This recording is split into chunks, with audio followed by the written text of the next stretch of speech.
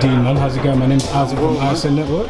Good. How's it going, man? How's things been? Good. You see, there's great turnout here at McGill's for Andre Ward and Timothy Bradley. Yeah. Obviously, a lot of the younger boys came out to listen to what they said because both of these guys had a stellar career. Of course. And I've got a lot to say about the sport, being amateurs, being professional, the ups, the downs of being a boxer, and the life they're meant to live. So it was good listening to their version of events, Okay. And I'm sure a lot of these boys took in what they were saying, you know what I mean? Because look, McGill's, you see when we came out here, when me and Dylan came out of this gym, there weren't a lot of guys that used to come here, you know what I mean? Now, because of obviously Dylan coming from this gym, a lot of boxers came, Isaac Chamberlain came from it, and now we're getting a lot of flourishing young and budding boxers coming from here. And look, you can see the amateur side is blossoming. Look, the turnout today was magnificent, you know what I mean? People came from loads of places to come and see one of the best to ever do it pound for pound, Andre Ward, you know what I mean? I'm a big fan of it. So. How much do you rate Andre Ward? Yeah, no, come on, listen, he's a son of God, SOG, come on, man, it's a mad team.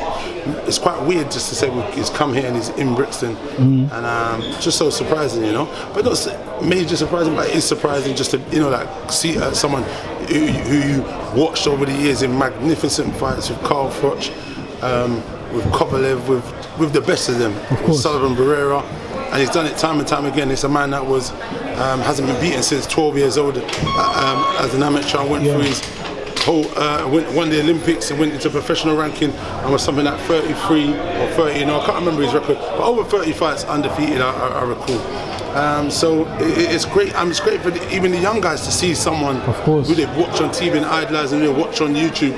So yeah, it's amazing. And Timothy Bradley, what a warrior with Ruslan Provodnikov. That fight was a mad fight. Do you remember that fight? I don't remember that fight. Listen, what you need to do, as you're a man who's coming into this journey of the boxing stuff, go and watch that fight. Hell of a fight. Okay. He got smoked in there. I don't even know how he managed to stay on his feet and get the win, but he somehow did it. But he got rocked to his core, and he was talking about it in there, And it's maybe the conditioning, all the running, all the training, the discipline that got him through.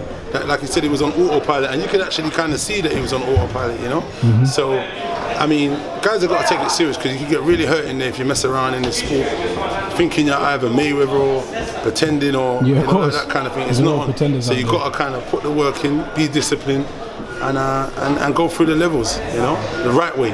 Okay.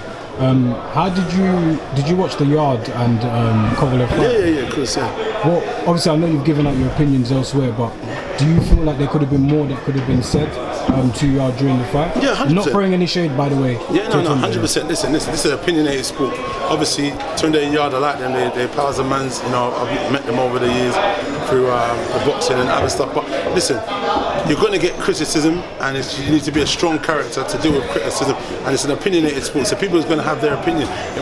It's probably likely never always going to match up to theirs, basically, if you know what I mean by them and the public, so and myself or whatever. So what it is I believe there could have been a lot more done in the corner vocally. I believe Tunde should have said to him, you need to negate the jab and do something about the jab because you're making him dictate the pace, and you're just not really winning any rounds because he was down all of the rounds up until the 8th round.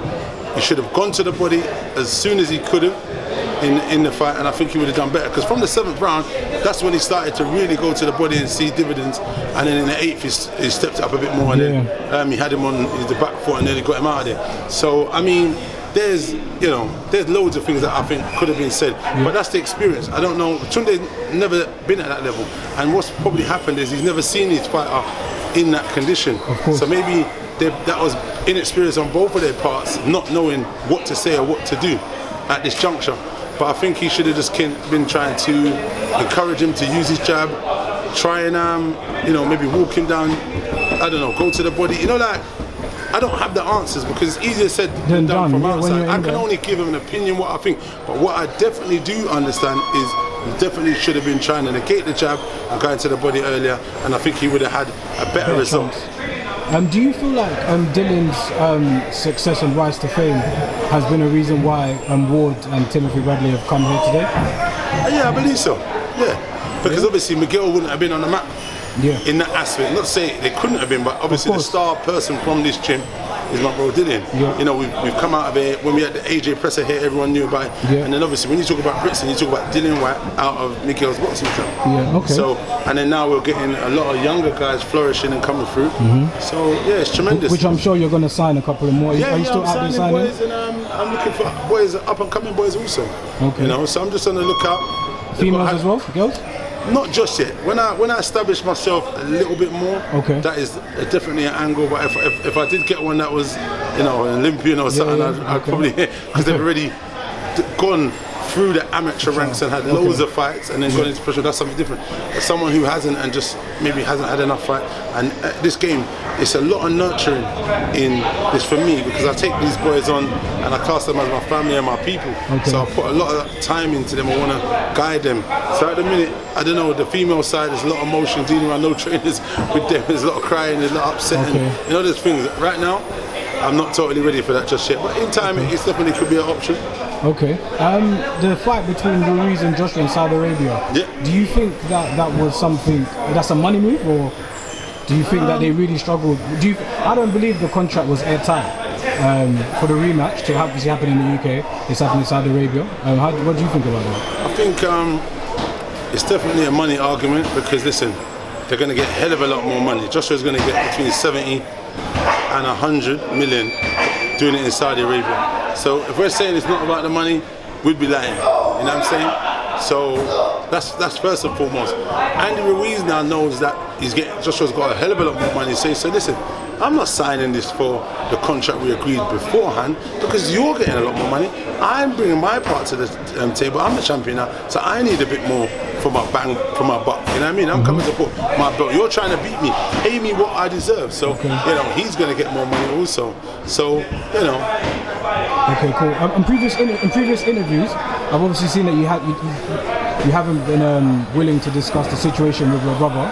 Eddie Hearn spoke on that situation with the B sample, saying something may come out in October. Do you have anything that you can give us any insight to?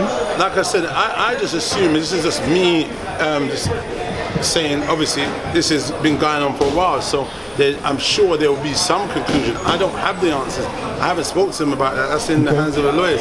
But I'm just saying, you know, if there's a start, there must be an end. Yes. So I'd assume there'd be an end closer than when July, because it's been some time already. But I can't really go on. I don't know any dates. I don't know anything about it. And yeah, I just rather just keep it quiet, because I don't know. If I don't know, there's no point talking about something you don't really know. Because we'll be said that I expect him to it'll be cleared. Yeah, go on. What's the situation with the fight between you and Fury's younger brother and stuff? I really don't know what the situation is yet. It's all possible. It's all possible, you know. But let's see. You know, right now we've got to deal with one thing at a time. We've got to get the situation out of the way, and then we'll go from there. Well, thank you for your time.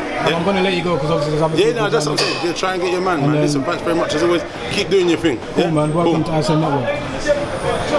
I wanted to ask you, Dwayne Sinclair was signed to, is it your brother or yourself? I'm trying to he's signed to the company. Signed to the company, yeah? When's his next fight? Because I've known Dwayne for a while. Yeah, so. I'm not sure. I don't have the answer to that. But normally what they're going to do is they'll probably fight when Dill's fighting, or they might fight on the Next Gen show. The Next Gen show is the end of October, so that's a possibility when he's probably next out.